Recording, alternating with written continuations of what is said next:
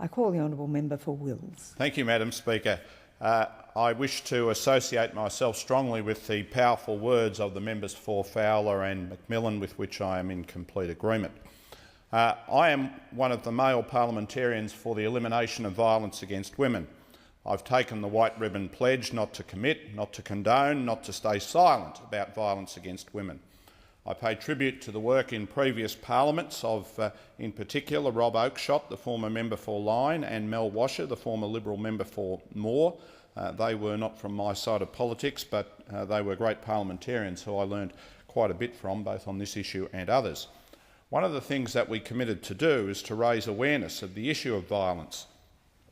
Men who wear a white ribbon demonstrate their opposition to violence against women and their commitment to equality between women and men. Men of all ages, from all workplaces, of all political affiliations, all racial, ethnic, cultural and religious backgrounds, sexual orientation and physical ability are needed to help establish community leadership to stop violence against women. Every year, White Ribbon runs an awareness campaign about the issue of violence against women and the role men play in preventing this violence. November the 25th marks both the International Day for the Elimination of Violence Against Women and White Ribbon Day, the first day of the White Ribbon campaign. The origins of November 25th as the International Day go back to 1960, when the three Mirabal sisters from the Dominican Republic were killed for their political activism.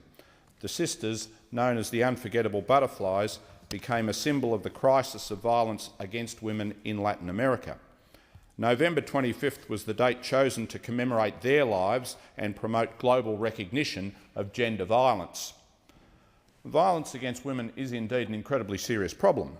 I understand that one Australian woman is killed every week by a current or former partner, that 1 in 3 women over the age of 15 report physical or sexual violence at some time in their lives, that 1 in 4 young people have witnessed violence against their mother or stepmother, that 2/3 of women who experience domestic or family violence are in paid work, and that domestic and family violence is the major cause of homelessness for Australian women and their children. After the murder last year of Jill Maher, who was an ABC employee and constituent of mine, 30,000 residents walked down Sydney Road. And for the 30,000 of us who walked down Sydney Road on the 30th of September as part of a march in honour of Jill Maher, it was undoubtedly the last thing that we wanted to be doing that day. But we did it all the same. We did it because we needed to state clearly and unequivocally that this is not us, that Jill Maher's violent and senseless death was not what we are as a community, as people, as men. We did it because we needed to say that violence against women is never acceptable, not under any circumstances. We affirmed that Jill Maher and her life mattered, that she and her life were important and meaningful for us, and we did it because sometimes grief and sorrow and anger is better shared than borne alone. After that, I also held a joint community safety forum in November last year in Brunswick with the State MP Jane Garrett to hear residents' views about a range of community safety issues and to emphasise again that violence against women is never acceptable, not under any circumstances. Following this forum, I gave careful consideration both to this case and to numerous other cases involving parole violations and inadequate sentences served for rape. And this year I wrote to the Victorian Attorney-General, the Honourable Robert Clark MP. I requested that the Victorian Government institute a review of parole and sentencing which provides an appropriate opportunity for community comment and which looks again at the role of parole and concurrent sentences and which considers the introduction of minimum sentences for crimes involving violence. I requested that consideration be given to the following proposals. First, that parole be abolished for crimes occasioning actual violence and for repeat offenders. Now, I'm well aware that parole is considered to be an important tool of prison management and aware of fears that prisoners would behave badly in prison if given no incentive to behave well. My response is that this is not a sufficient reason to allow prisoners to serve manifestly inadequate sentences. There is an alternative option, which is to prosecute prisoners for offences committed in prison, such as assault, and to have those sentences added to their original sentence. Misconduct should be appropriately dealt with. If a prisoner will not behave inside the prison, is there any reason to believe he will behave outside it? Prisoners who are genuinely remorseful will behave in prison. Secondly, putting a limit on concurrent sentences. I find it extraordinary that Jill Maher's killer, Adrian Bailey, could have previously served just 8 years for 5 rapes, little more than 1.5 years per rape. At what point was it considered safe that Mr Bailey be returned to society? The lesson of concurrent sentencing for multiple crimes is that if you commit one crime, you might as well commit a few. Is this the message we really want to send to offenders?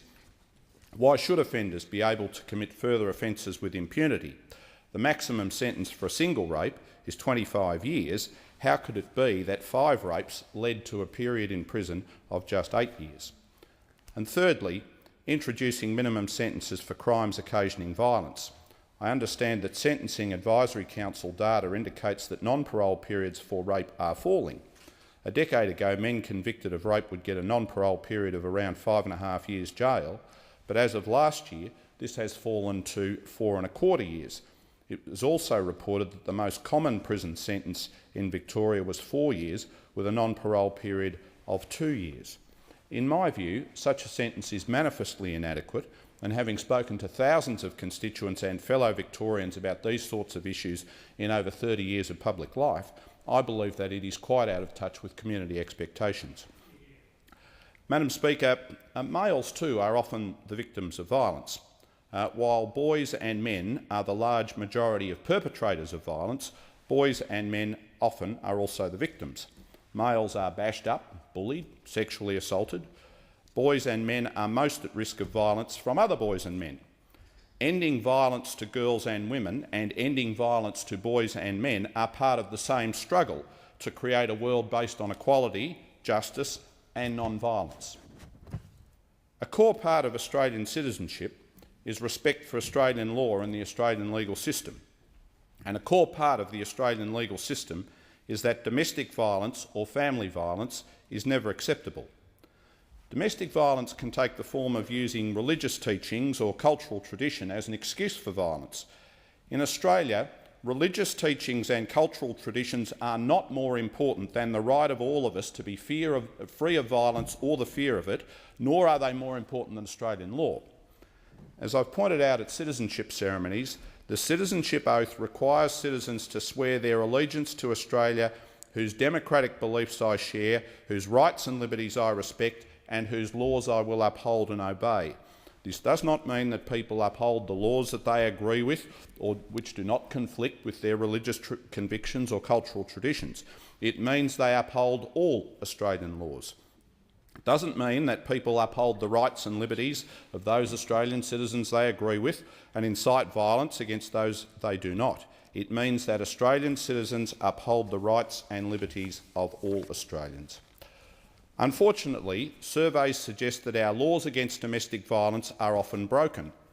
Over 50% of Australian women report experiencing at least one incident of physical violence or sexual violence by a man during their lifetime. I am confident that the House will agree with me that this is unacceptable and has to change. Being a good Australian man or woman means building safe and healthy relationships, partnerships involving joint decision-making and shared responsibilities. It means economic equality, it means emotional honesty and respect. It means supporting your partner's goals and valuing their opinions, and ensuring a family environment imbued with reassurance, love and security. I congratulate the White Ribbon Campaign on the mighty work that it is doing to bring about these incredibly important, positive and powerful outcomes. This weekend I'll be speaking at a dinner event organised in Melbourne by Dr Burhan Ahmed, aimed at countering violence within newly arrived African communities, and I congratulate him on the great work that he is doing. I also wish to congratulate the member for Fowler on his initiative in moving this motion.